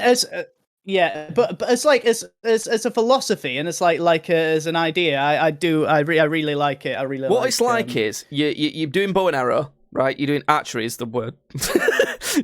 You try and shoot at a target, right? You miss that target, but you do get the bullseye on the next target. You know? Yeah. It's like that. Hence why I put him in C tier for some reason. I don't know why he's in C tier. Well, I think he should be in B tier. The reason I think I put him in C tier is it's like it's a bit too controlling, but not really. I'm putting him in B. He goes in B. I think that's fine. He goes in B. Another one, Mill. Right, so Mill is exactly all what I just said. All of that, same as Kant, right? But rather than thinking things should all be in kind of the public sphere and things like that, that should be the main influence of your freedom of speech within a public society for the public. Mill was like, that's all based on individual responsibility, though. That's all based on your individual thoughts and knowledge and application. So the main influence of it should be individuality. As in, if I have the right on my land to put up a windmill, I'm gonna fucking put up a windmill, you know. And there should be democratic debate about what the laws are in the land and whether that should be a right. But that's the first thing. I shouldn't be thinking, I want to put up a windmill. I think that's good, but all of society doesn't think that's good. Maybe I shouldn't. You know, that's his idea. That's what he kind of thinks with that. It's all of what Kant says, but that tweak to it. Yeah. Yeah. A. I get an A because it is better than Kant slightly, I think. I think that tweak is an important one. But again, I don't want to put it in A because it's not about the meaning of life. It's about society. It's not purpose of existence. It's still what Miller's done there is he's doing archery as well. He's aimed for the same target that Kant's aimed for. He's also missed that target, but he's done that Robin Hood trick where he's actually pierced Kant's arrow and hit the bullseye in the same exact spot. Slightly more impressive, but still not exactly where we wanted to be. So that's what we got with that. Right, Tolstoy is the next one. Tolstoy is more of a writer than a philosopher to start with. He wrote books about little stories, but they were all kind of very philosophy spins. They weren't like Lord of the Rings or Harry Potter, where it was mostly about the story. There's like the messages were a big part of the kind of behind of it. And he wrote his meaning of life kind of thing was a book called The Death of Ivan Ilyich, and it was about this pretty well-off fella. But he's dying and some shit happens, and basically the whole point is that he lived a very normal life, and at his death he was questioning like, fuck, like, I don't know, man, I mean, this was supposed to all be right, I did everything good and it was supposedly good while I was living, but at the moment I'm kind of like, is it right though? Like, fuck, I'm maybe like there was more meaning to be had in a more abnormal life.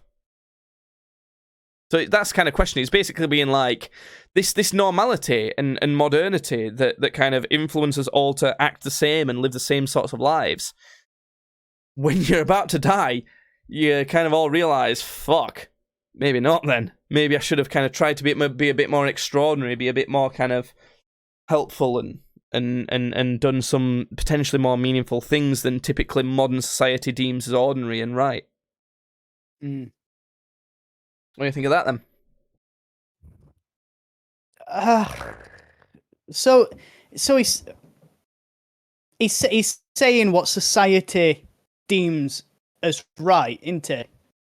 He's saying that what society deems as right is probably not right, and you should probably question it. But how do we know? Like You're doing society good, all right. says You're doing all right, actually, with some of these questions. Society has a fair few things right. Like, I shouldn't walk out of my house and stab a man to death. Society says that's a bad thing. That's probably a bad thing. He's not saying that that's a good thing either. He's not saying that's a good thing. He's saying, but do question that. Do think. So is that a good thing or a bad thing? Think about it for yourself rather than just adhering to the normality of society and thinking that that's good. So he's promoting thinking for yourself, which is a good thing. He's not. I mean, that is literally the furthest away you could be from, do as I say. So yeah. I suppose he's got that going for him. It's just the.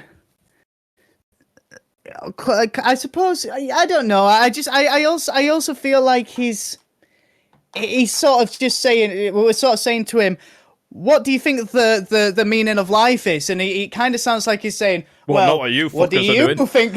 What do you think? So he's like, well, I asked you, but I don't know. I'd give that like a C. Well, I think you're right. I give Tolstoy a C. I mean, it's presented in a story, which I don't like, for a start. I don't like something that could be open to interpretation. I like definitive answers. But the thing is, I do like the promotion of free thinking. And the other problem I have with it, though, is, well, I mean, normal modern life could be the meaning of life as well. So, being so adamant that it's not is inherently naive and kind of annoying to me anyway. If you say it's probably not, and you should just question it, it might. If you're saying it might be, probably not, just question it. That's a lot better, But also, even if he did say that can't go up to an A or an S because he's actually not even giving any sort of answers. So he's actually not even saying what the meaning of life might be. He's just kind of saying, "Oh, it's not that," which he doesn't even know. If he said it's probably not that, he's still not giving us any sort of kind of avenue to an answer as well. So, but having said that, there's not very much wrong with it. So, I see. Yeah. It's not obviously fucked, kind of like an Aristotle or a Taoism, and it's definitely not trying to manipulate people. I wouldn't say definitely, but almost probably not. It maybe is a bit of an anarchist, but I don't know, whatever. Next, speaking of anarchists, next we've got Nietzsche. Friedrich Nietzsche. Friedrich Nietzsche. We killed God. I think that Nietzsche accidentally founded nihilism. But once nihilism was founded as a philosophy, he shit on nihilism. And was like, no, it was a bad philosophy. But it's quite funny because he is the epitome of angsty teenage philosophy reading. As in, I was watching a movie recently called Little Miss Sunshine. It's about this small girl who goes to a... it's got the Riddler from the latest Batman in it, quite ironic. And this lad is supposed to be a teenager, and he literally doesn't speak, and he hates everyone, and he's seen on multiple scenes reading Nietzsche. And as having just listened to about his philosophies, I'm like, that would make sense. Yeah, the first scene that this teenage boy is in, by the way, because I've also seen Little Miss Sunshine. There is he's part of this family, and this uncle's come to stay over this family, and he's got this big sort of chalk or not chalk, coal sort of drawing of Friedrich Nietzsche on up on his wall. And this uncle character saying to him, so your mum was telling me that your mum's not talking, that your mum was telling me that you're not talking. Why is that? And he points at this picture of Nietzsche, and he looks at me and goes, "You're not talking because of Friedrich Nietzsche." And this kid just that's about right. Out. He just walks out of the room. It's cool. It's proper, honestly. Nietzsche he's an angsty teenager. That's all he is. All he does is bitch about other philosophies that he thinks are wrong. And he doesn't have a great kind of reason as to why they're wrong either. But weirdly, he does almost accidentally come up with... So he has a similar idea of... He says that, like, society and normalcy is wrong and you need to come up with your own meaning of life.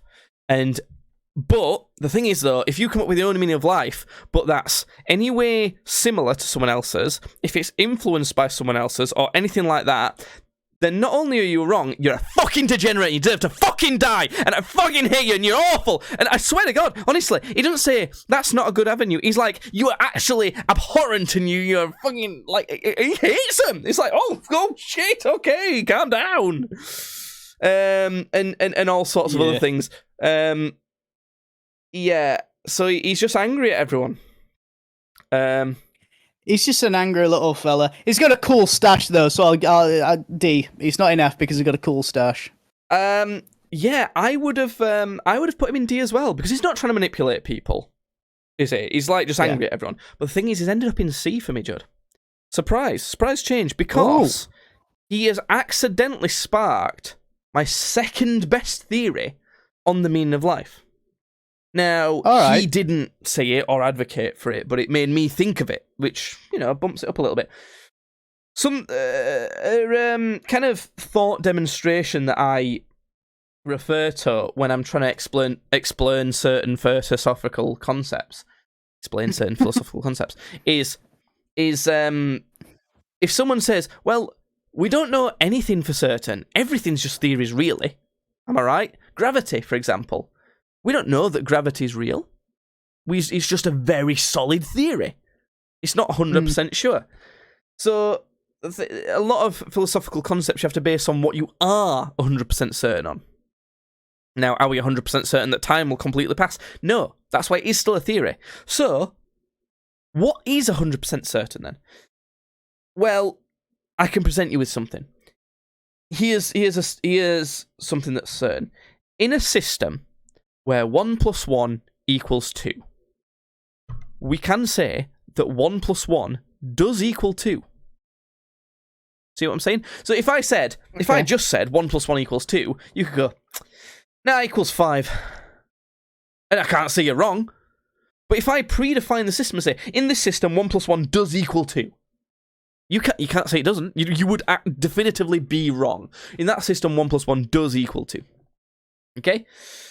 So, when Nietzsche says that you have to give your life, you have to decide the meaning, you have to be creative with it and come up with something completely original, I don't believe in having to come up with something completely original, but it does kind of go towards the idea that you choose the meaning.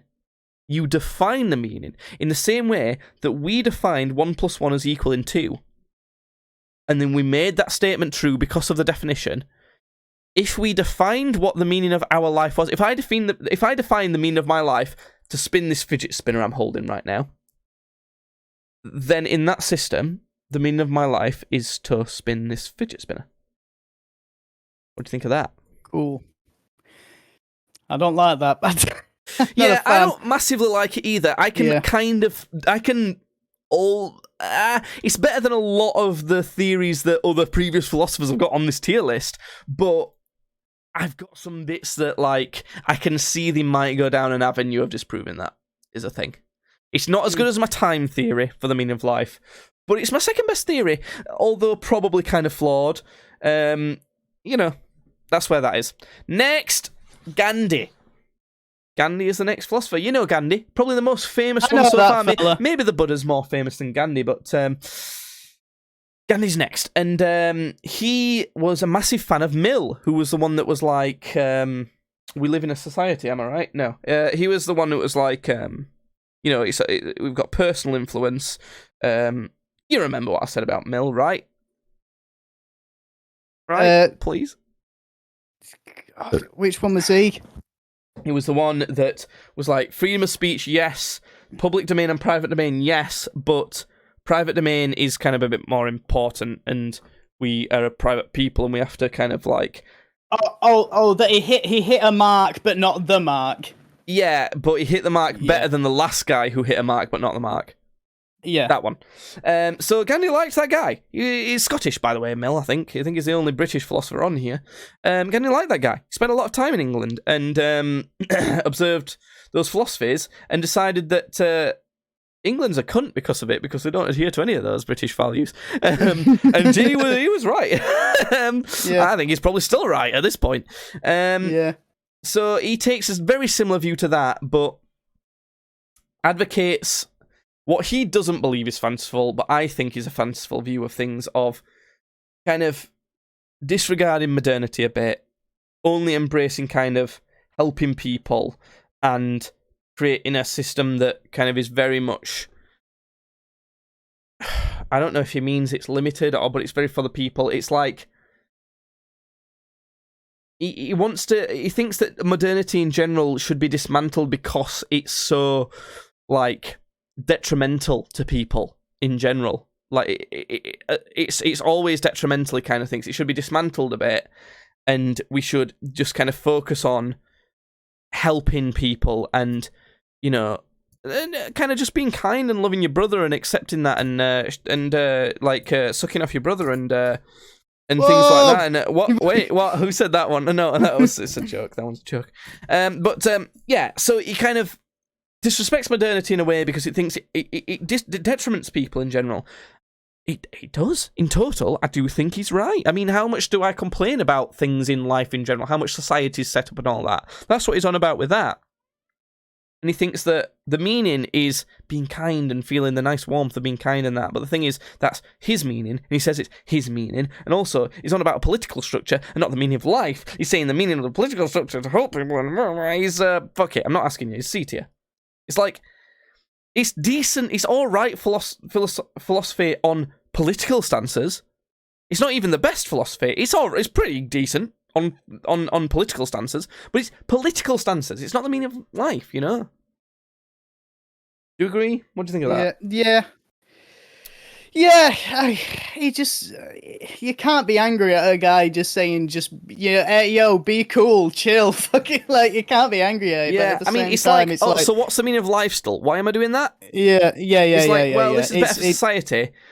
Probably, in the bounds of society, but in the bounds of all of the universe and all of time ever. Like, it's just a bit narrow. It's a massive scope that he's on about, but it's very narrow compared to what we're trying to talk about. Right, last but potentially least is Red Leg.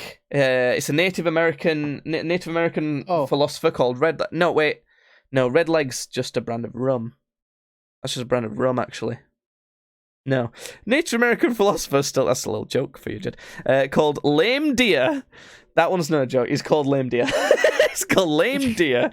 And speaking of lame, they have like the best names, don't they? They're like the fucking. Well, if you like their names, you'll probably like his philosophy, right? All right. Because that's a big part of his philosophy. Okay, so Lame Deer has a similar starting point as Gandhi. He thinks pretty much the same sort of thing of kind of modern, general, mostly Western way of life ain't great. It doesn't do too well for people. There's a lot of elements that it downtrods in people, and in total, it's got so many flaws that are really bad to it. I agree. I do agree with that. I have to say I agree with that. In total, modern society is fucked. But there is some good bits of it that they would also dismiss that they shouldn't be dismissing. And that's not even the main bit of his, and I guess his tribe is where he's got it from, their philosophy. Because now, I could harp on more about their philosophy, but I'm just going to say in one sentence, right? Or in a brief way. He says, the way my tribe lives and my people lives is like a circle. The way modern people and kind of Western metropolitan people live, like a square. Circles are better than squares. What? Now, obviously, that's an exaggeration, but way less exaggeration than you'd think. What? I don't get it. What do you mean don't get it? What's it to get? I don't get... Fucking D. Put him in D. Put him in D. Okay. Yeah, it sounds stupid. I put him in D. Because he's not trying to, like, manipulate people into doing his bidding or anything. He sounds like a scared guy whose way of life is, like, disappearing, and he's freaked out by it. But the main thing is symbolism. They think that they see symbols within the world that modern society doesn't, and those are the meaning of life, such as like the sun and a lake and the moon are all circles, and that's an important symbol. It's a big part of the meaning of life. That's part of the hidden language behind life that talks about and shows the meaning of life. And he says that modern society has symbols, but they're the wrong symbols, such as we live in square houses, in square office blocks. It's all grey. And those symbolise things as well, but not good things. So do they not have meaning, or do they have meaning? I think you're trying to say they do have meaning, but just because they have a different meaning, why is your meaning more right than our meaning? And also, this is stupid too. It's like, I could say that your whole society is based on sticks rather than circles. So, or I could say that it's fucking not. Who knows? It's just a load of bollocks, isn't it? And the main reason I think it's a load of bollocks is apparently this guy was a bit of like a lad. He liked to go out drinking, getting drunk, womanizing, all that sort of thing. And one time, came home a bit drunk, stumbled into the wrong hut in his tribe, and accidentally stumbled into the like shaman woman's hut who had a peace pipe, and they might have done a little puff on the peace pipe, if you know what I'm saying. Ooh. And then he came up with some philosophies. So basically, it's just literally just like your stoned roommate at university coming up with some bullshit. No, but it would have been worse than just like smoking some weed. They will have smoked like fucking ayahuasca or some shit. Yeah. It will have been outside. They were like, They've smoked some wacky backy and come up with some stupid shite, is what they've done. Yeah. I'm sorry if that's offensive in any way, but like it's just a bad philosophy as well. So, look, my last disclaimer about this is my kind of best. This is all based on me, a stupid man, trying to explain things very quickly, even though it's taken up nearly 2 hours, about lots of massive philosophies on literally the biggest topic you could ever discuss. It's been discussed for thousands of years. So it's not going to be accurate. It's not going to be good. I've probably got many, many things wrong, but that's the tier list we've ended up with. So there you go. And my last thing is my working theory on the meaning of life. I believe that currently the best theory on the meaning of life is that life is an irrelevant concept. Same way that the Buddha does. We are moments in time. We are time, and time is the only constant thing that even matters, because it's so constant, because it's the only true thing. It's the only thing that can constantly matter in any sort of way. So so across all of time, it's going to matter the most. Hence, that it's the most significant thing. Hence, it's the reason of existence. Time. Now, it can be proven wrong by physics if time can be stopped or even eradicated. Don't know what that would look like. Obviously, I could never comprehend that. That's where the Book of Job comes in. Fair enough. That's fine. That's why I'm saying I'm not saying it as truth. I'm saying it as probably the best meaning so far. But our relation, the question then is, so what do we do about that? Well, the answer is whatever you want. Whatever you do is still going to be part of time. You're still going to be a moment in time. It doesn't matter. It doesn't matter what you do. So long as you're feeding into time progressing, then fine. And you can't not. That's the whole reason why it's the most important thing. It's impossible not to. So this is a good thing, though, because if you say whatever you do in life is pointless, whatever you do, you can do whatever you want, and it still feeds into the most important meaning that there ever is. People might be like, well, what's the point in anything then? What's the point in anything? I may as well just die. I may as well just not do anything. Now, I can't say you're wrong because of the meaning of life I've just given. But the thing is, feelings still do exist. You still feel things. You still feel happiness and sadness and all these sorts of things. They're irrelevant to the most important meaning. They are irrelevant, but You still do feel them. So, although they're insignificant, you may as well feel as good as you can. But also, don't worry if you don't feel as good as you possibly ever could, because it doesn't matter. Do you see what I'm kind of saying? That it does feel better to feel good, even though it don't matter. But you don't have to worry about it, because it doesn't matter. It's actually a very positive ending to what the meaning of life probably is. What's your thoughts on that, Judd? What do you think about me as a philosopher? Where should I go on the tier list with that?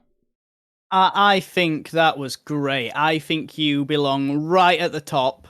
And I think Judd. I think you actually need your own thing above everybody else. I think you actually need your own. You need an SS or an S plus. An S Yeah. I'm I'm going to make my picture a lot bigger, and I will put it like right up at the top, like right above everyone else. I'll rotate it sideways, stuff it on. You heard it first, ladies and gentlemen. Jake is part of the SS.